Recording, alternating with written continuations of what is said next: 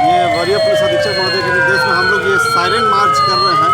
ये हम लोगों ऊपर से इंस्ट्रक्शन है कि आज हम लोग जो जनता कर्फ्यू बुलाया गया है उसके आलोक में जो वैसे इमरजेंसी सर्विसेज जो कोरोना को ठीक करने में लगे हुए उनको सम्मान देने के लिए सायरन बजाया जा रहा है।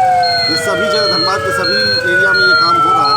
हम लोग ये स्टील गेट सभी पैदल करते हुए सरायडला थाना मोड़ तक आ रहे हैं और भी जगह लोग घूमेंगे ताकि लोग कोरोना से बचे, घर में रहें, सुरक्षित रहें और एक दूसरे को कॉन्टेमिनेशन ना फैलाएं।